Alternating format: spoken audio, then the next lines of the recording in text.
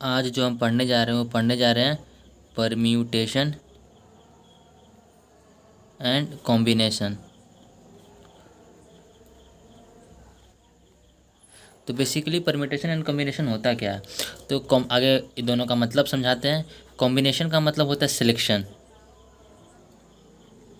और परम्यूटेशन का मतलब होता है कि आगे सेलेक्ट कर ले, number of way in select and then arrange.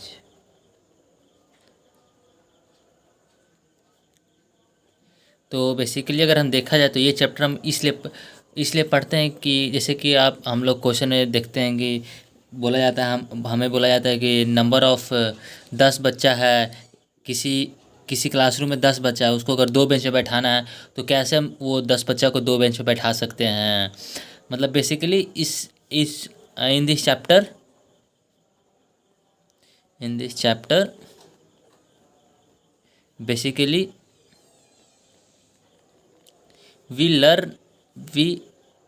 learn about the counting।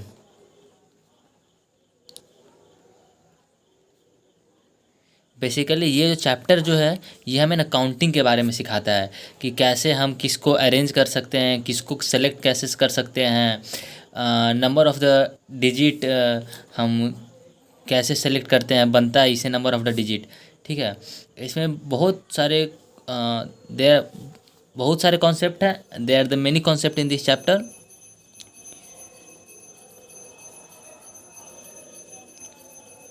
Concept in this chapter. तो लेट्स स्टार्ट। फर्स्टली अगर हम फर्स्ट जो कॉन्सेप्ट के बारे में अगर इसमें हम पढ़ेंगे तो बेसिकली जो होता है वो होता है प्रिंसिपल ऑफ द काउंटिंग। ठीक है, पहला जो हमारा जो कॉन्सेप्ट टाइप का आता है, मतलब बेसिकली आप यहाँ से आप समझ यहाँ अगर ये आपको समझ में आ गया तो आपको आराम से समझ में आ जाएगा कि हाँ किस टाइप का क्वेश्चन को हम क्या इस्तेमाल कर सकते हैं। ठीक है, तो बेसिकली जो प्रिंसिपल ऑफ द काउंटिंग जो होता है, प्रिंसिपल ऑफ काउंटिंग, ठीक है, पहला जो होता है वो होता है मल्टीप्लिकेशन प्रिंसिपल, मल्टीप्लिकेशन प्रिंसिपल। और दूसरा जो होता है वो होता है एडिशन प्रिंसिपल। दूसरा जो होता है वो होता है additional principal.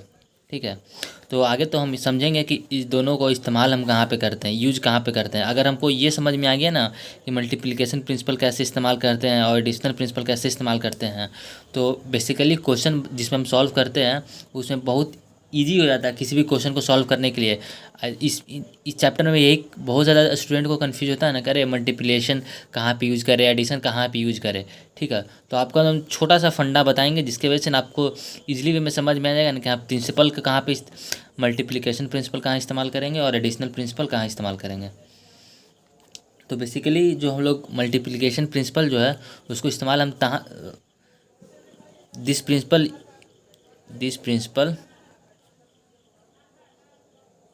is used where the given work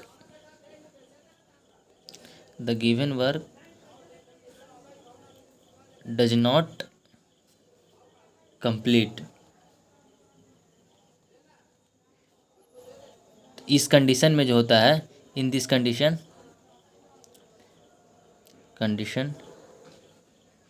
जो नंबर ऑफ वेज जो होता है, number of ways to complete the work,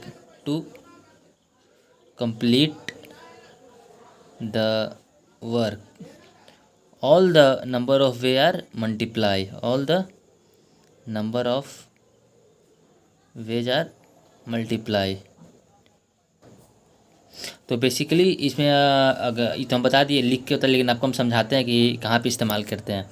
तो मल्टीप्लिकेशन प्रिंसिपल हम वहाँ पे इस्तेमाल करेंगे जहाँ पे कोई काम जिसे हम लोग को दिया गया, ठीक है, लेकिन वो काम कंप्लीट नहीं हुआ, वो काम को और कंप्लीट पूरी तरीक़े से वो काम कंप्लीट नहीं हुआ है। ठीक है, और उसको और भी करने के बहुत सारे तरीके हैं। ठीक है, तो जितने नंबर ऑफ़ वे जैसे कोई काम को हम पढ़ने जैसे एक मैथ को सॉल्व करने का 10 तरीका है, ठीक है।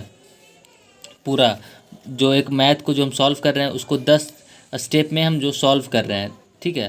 तो जो हम 10 स्टेप में जो सॉल्व कर रहे हैं, तो जो एक एक वे में जो टोटल नंबर ऑफ स्टेप जो जाएगा टोटल इस मैथ को एक क्वेश्चन को सॉल्व करने में, ठीक है, उस सबको हम जब मल्टीप्लाई कर देंगे इस काम को कंप्लीट करने में, तब जो उस इस कंडीशन में जो है ना हम मल्टीप्लिकेशन प्रिंसिपल का इस्तेमाल करते हैं। मतलब ये हुआ कि किसी काम को कंप्लीट करने के लिए जितना नंबर ऑफ, जिससे कोई काम कंप्लीट नहीं हुआ है, ठीक है, उसको कंप्लीट करने के लिए और भी तरीके हैं, जितने भी तरीके हैं उन सब को मल्टीप्लाई कर देंगे ना, तब उस कंडीशन में जो हम लोग मल्टीप्लिकेशन प्रिंसिपल इस्तेमाल करते हैं। और एडिशनल प्रिंसिपल का हम तब इस्तेमाल करते हैं, this principle is used where the given जो वर्क जो मेरा है, the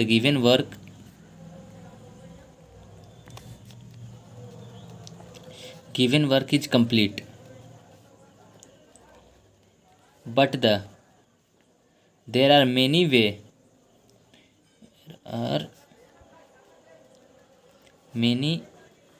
way to complete this work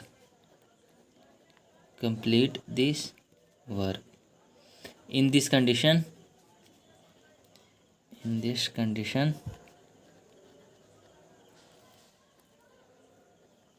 we add all the number of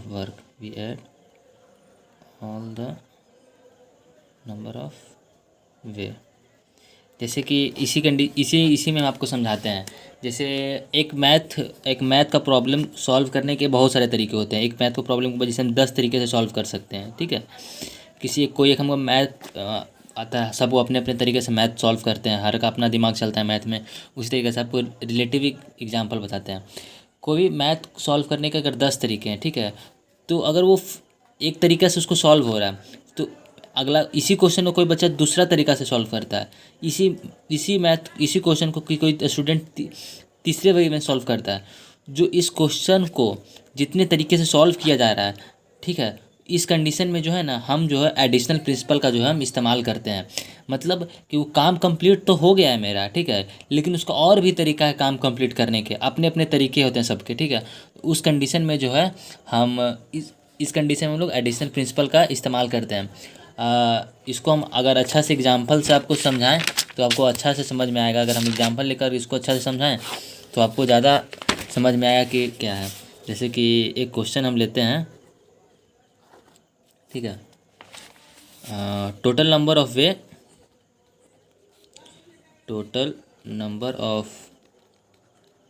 veg attempting, मतलब कि total number of way of attempting by chance कोई क्वेश्चन को हम attempt करने का, क्वेश्चन पेपर को हम बनाते हैं क्वेश्चन पेपर पे ही, क्योंकि मोस्टली तो हमें क्वेश्चन पेपर पे ही प्रॉब्लम होता है। तो उसी तरीके से हम एक रिलेटिव एग्जांपल ले रहे हैं, ठीक है। तो हमको निकालना है कि टोटल कितने तरीके से हम एक क्वेश्चन पेपर को सॉल्व कर सकते हैं। Total number of attempting question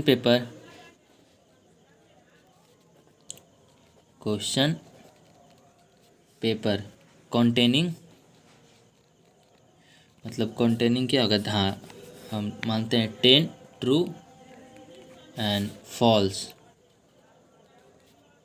type question.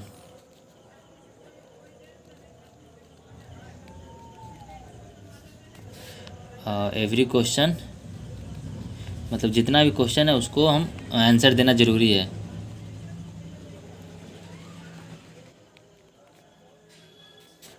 Should be answered.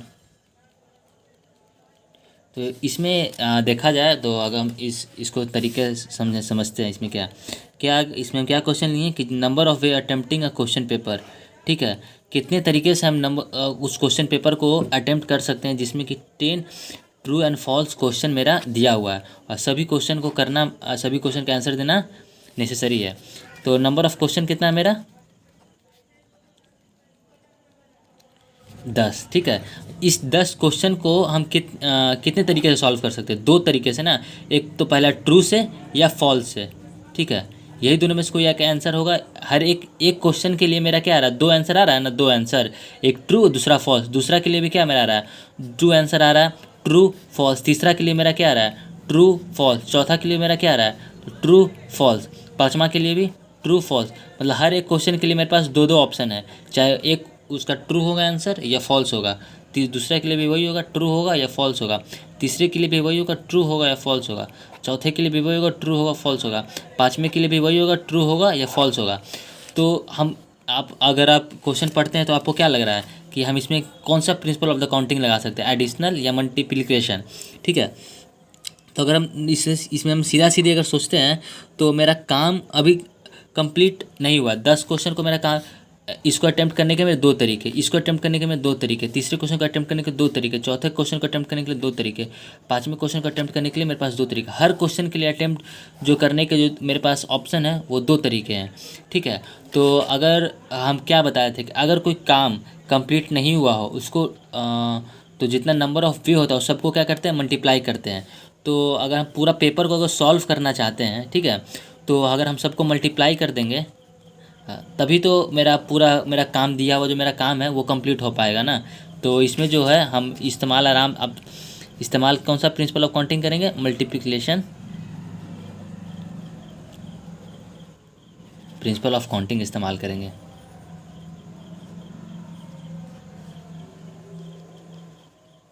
तो 2 × 2 × 2 × 2 मतलब 2⁻10। इसका आंसर क्या होगा, 2⁻10 हो गया। तो और भी क्वेश्चन करते हैं जिससे आपको और अच्छे से क्लियर होगा कि प्रिंसिपल ऑफ काउंटिंग और additional principal of the counting जो है हम कहाँ इस्तेमाल करते हैं। ठीक है, दूसरा क्वेश्चन हम जो लेते हैं वो लेते हैं, हाँ इस टाइप का क्वेश्चन एक्चुअली किसी कंपटीशन में तो नहीं आता, बट हाँ आप 11-12 में जब पढ़ते हैं तो आर डी शर्मा में इस टाइप का क्वेश्चन आपको ज़रूर देखने को मिलेगा। एग्जाम्पल में आर डी शर्मा एग्जाम्पल में इस टाइप के क्वेश्चन मिलते हैं। और जो बच्चे स्कूलिंग कर रहे हैं उनके लिए तो इस टाइप का क्वेश्चन एक्चुअली स्कूल के एग्ज़ाम में भी आते हैं। लेकिन एनडीए के एग्ज़ाम में इस टाइप का क्वेश्चन तो आता नहीं है, बट आप यूपीएससी या कुछ भी एक्सपेक्ट नहीं कर सकते हैं। तो इस टाइप का क्वेश्चन मतलब आता है तो आपको दिखाते हैं कैसे इस टाइप का क्वेश्चन होता है। जैसे कि हाँ लेटर पोस्ट वाला, total number of ways of posting 3 letter in 4 letter box.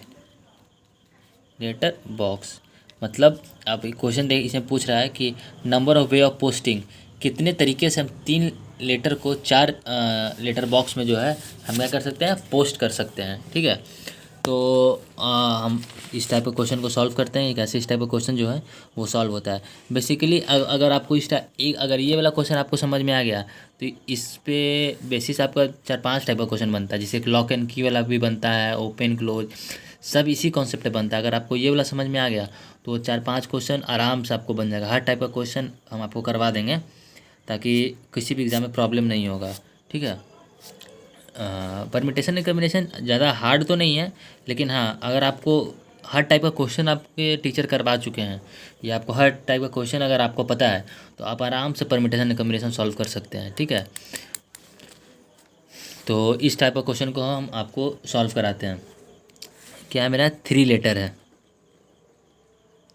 और 4 लेटर बॉक्स है। ठीक है, तो अगर आपको इसमें कोई कंडीशन नहीं दिया हुआ है, सिर्फ दिया हुआ है कि आपको किसी भी तरीके से ये 3 लेटर को ना 4 लेटर बॉक्स में पुट करके पोस्ट करना है। ठीक है, तो अगर एक लेटर हम डालना चाहेंगे तो मान चलिए 1 है, 2, 3, 4, मेरे पास 4 लेटर बॉक्स है। ठीक है, जिसमें कि हम लेटर डालते हैं। जो मेरा एक लेटर है उसको हम कितने कौन कौन बॉक्स में डाल सकते हैं, फर्स्ट बॉक्स में भी डाल सकते हैं, सेकंड बॉक्स में भी डाल सकते हैं, थर्ड बॉक्स में भी डाल सकते हैं, फोर्थ बॉक्स में भी डाल सकते हैं। मतलब मेरे पास एक लेटर को जो पोस्ट करने का जो तरीका है वो मेरा कितना है, 4 तरीका है। ठीक है, उसी तरीक़ा से दूसरे के लिए मेरा क्या है, ये कोई कंडीशन तो है नहीं। हो सकता है कि जो जिसमें फर्स्ट लेटर गया उसमें मेरा दूसरा लेटर भी पोस्ट हो जाए, उसमें भी मेरा तीसरा लेटर भी पोस्ट हो जाए। ये कंडीशन तो यहाँ मेरा कुछ दिया हुआ नहीं है ना, सीधा बोला हुआ है कि मेरा जो 3 लेटर है वो मेरा 4 लेटर बॉक्स में पोस्ट होना चाहिए। तो दूसरे के लिए मेरा कितने बॉक्स है, फर्स्ट बॉक्स है। दूसरे के लिए तीसरा, इसके लिए भी चौथा, मतलब दूसरे के लिए मेरे पास कितना ऑप्शन है, 4 ऑप्शन है। तीसरे के लिए मेरा कितना ऑप्शन है, 4 ऑप्शन है। मतलब अगर हम टोटल नंबर करना चाहेंगे तो कितना हो जाएगा, 4⁻³ हो जाएगा। ठीक है, इस टाइप का क्वेश्चन नहीं समझ में आया कि नहीं आया तो नहीं पता, बट हाँ अपने तरीके से तो कोशिश कर रहे हैं। इसमें एक्चुअली देखिए, अगर आप फिर से हम एक्सप्लेन करते हैं इस टाइप के क्वेश्चन में, एक्चुअली जब हम पढ़ते थे तो हमको भी समझ में नहीं आता था, तो एक बार और हम एक्सप्लेन आपको कर देते हैं कि कैसे इस टाइप का क्वेश्चन जो है वो सॉल्व होता है। बेसिकली आप देखेंगे तो 4 लेटर बॉक्स है, ठीक है, और 3 लेटर है। तो आप इसमें हो सकता है कि वो कन्फ्यूजन हो कौन सा प्रिंसिपल ऑफ द काउंटिंग इस्तेमाल करें। ठीक है, तो बेसिकली अगर आप फंडे अपने क्लियर करें या बेसिकली आप दिमाग लगाएं तो क्या होगा कि एक लेटर को हम कितने बॉक्स में पुट कर सकते हैं। एक लेटर को जो मेरा पोस्ट करने का तरीका क्या है, 4 तरीका है। ठीक है, दूसरे को भी मेरा कितना है, 4, तीसरे को भी मेरा कितना है, 4। तो टोटल नंबर ऑफ वर्क, ठीक है, मेरा कंप्लीट कब होगा, जब तीनों लेटर को हम तीनों लेटर को हम अब पोस्ट कर पाएंगे। ठीक है, तभी तो मेरा जो मेरा दिया हुआ जो काम है वो मेरा कंप्लीट होगा। तो अभी क्योंकि मेरा काम कंप्लीट तो हुआ नहीं है, काम कंप्लीट होता तब ना मेरा addition principle of the counting आता, इसलिए यहाँ पे जो है हम लोग multiplication principle of the counting जो है इस्तेमाल करते हैं। ठीक है, अगर आपको नहीं हुआ तो इससे भी एक इजी क्वेश्चन हमको एग्जांपल लेके बताते हैं जो आप मच रिलेटेबल कर पाएंगे। ठीक है, total number of ways in which 6 student can occupy 6 chair in classroom. ठीक है, इसमें हम देखते हैं, इसमें क्या total number of way in which 6 student can occupy 6 chair in the 6 student है मेरा और 6 चेयर है, 6 चेयर है। ठीक है, मान चलिए एग्जांपल लेते हैं, एक first chair, second chair, third chair, fourth chair, fifth chair and 6th chair. मेरे पास नंबर ऑफ स्टूडेंट क्या है, 6 है। ठीक है, तो इसको हम तरीका क्या होगा, ये जो फर्स्ट जो चेयर है उसके पास मेरा कितना ऑप्शन है, 6 बच्चा है मेरे क्लासरूम में। ठीक है, तो 6 में से इसमें कोई भी बच्चा बैठ सकता है ना। फर्स्ट चेयर पे जो है, first chair, second chair, third chair, fourth chair, fifth chair and the 6th chair. आपको इस क्वेश्चन और इस क्वेश्चन में जो इस टाइप का जो क्वेश्चन है उसको जो कन्फ्यूजन है वो आराम से हम आपको क्लियर करेंगे इस क्वेश्चन के थ्रू। जैसे कि मेरे पास 6 चेयर और मेरे पास कितना है, 6 स्टूडेंट है। ठीक है, तो जो फर्स्ट चेयर है उसके पास मेरे पास कितना ऑप्शन है, 6 स्टूडेंट है ना। फर्स्ट चेयर के पास फर्स्ट स्टूडेंट भी बैठ सकता है, सेकेंड स्टूडेंट भी बैठ सकता है, थर्ड स्टूडेंट भी बैठ सकता है, फोर्थ स्टूडेंट भी बैठ सकता है, फिफ्थ स्टूडेंट भी बैठ सकता है एंड 6th स्टूडेंट भी क्या होता है, बैठ सकता है। इसमें से है कोई भी स्टूडेंट जो है 6 में से कोई एक स्टूडेंट जो है इस पर मेरा फर्स्ट चेयर पे क्या होता है, बैठ सकता है। तो इसके पास मेरा क्या ऑप्शन है, 6। अब जो स्टूडेंट बैठ गया है, अब सेकंड चेयर के पास मेरे पास 5 स्टूडेंट का ऑप्शन है। क्यों, आप बोलेंगे सर इसमें तो मेरे पास एक लेटर बॉक्स के लिए तो 3 ऑप्शन था, 4 ऑप्शन था, इसमें हम तीनों लेटर पुट कर सकते थे। ठीक है, लेकिन इसमें क्यों नहीं, क्योंकि जो फर्स्ट बच्चा बैठ गया उसे गोदी में थोड़ा ना सेकंड बच्चा बैठेगा। नॉर्मल बात है, जैसे आप क्लास में बैठते हैं तो जैसे 6 चेयर होता है। ठीक है, जो क्या होता है कि हर एक चेयर पे एक स्टूडेंट ही तो बैठता है ना। हर ऐसा तो नहीं है कि एक चेयर पे आप 2 स्टूडेंट बैठ जाते हैं, ऐसा तो होता नहीं है। इसीलिए तो इसके पास कितना मैं 6, तो अब सेकेंड चेयर के पास मेरा क्या ऑप्शन हो गया, 5 स्टूडेंट है, तो क्या हो गया, 5 तरीके हो गए। तीसरा के लिए 4 तरीके, चौथा के लिए 3 तरीके, पाँचवा के लिए 2 तरीके, छठा के लिए जो लास्ट बचा है उसके लिए 1 तरीके।